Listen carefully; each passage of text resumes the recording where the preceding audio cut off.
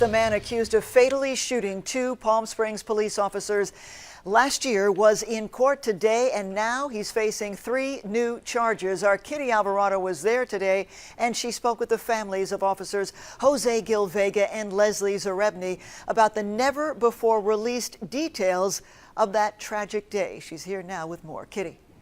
The judge didn't allow cameras in the courtroom today, but as you can imagine, it was an emotional day for the families of officers Jose Gil Vega and Leslie Zarebny for them to hear investigators recount how they were killed.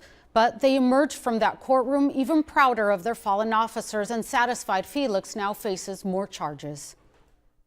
Central homicide investigators and a SWAT officer from the Riverside County Sheriff's Department took the stand in a preliminary hearing for John Hernandez Felix, the man accused of murdering Palm Springs police officers Jose Gil Vega and Leslie Zarebny. Cameras were not allowed in the courtroom, but it was an emotional hearing. Families of the 2 fallen officers sat in the courtroom and sobbed as investigators recounted what they saw on October 8, 2016, and the following days as they interviewed other Palm Springs police officers who said they were in the line of fire. That was the first time that we've actually heard the details of what happened that day. You can never prepare yourself to hear the words that we heard today.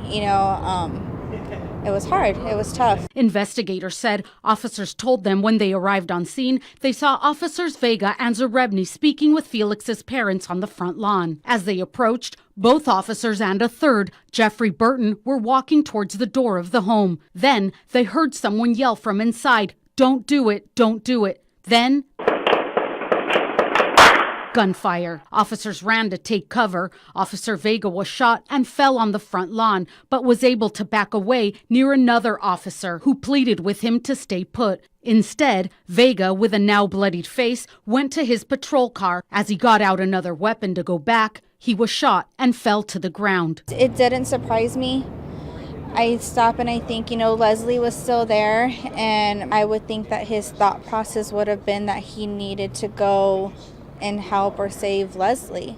Officer Leslie Zarebny was shot when she ran for cover. When more officers arrived, they found her lying in the street between 2 patrol cars. 6 officers now on scene were taking heavy fire from an AR-15. Still, they managed to drag officers Vega and Zarebny into a patrol car, taking them to nearby paramedics. To hear about the actual heroics of the Palm Springs Police Department, officers putting down cover fire so that Gil and Leslie could be recovered from the scene and taken to medical attention.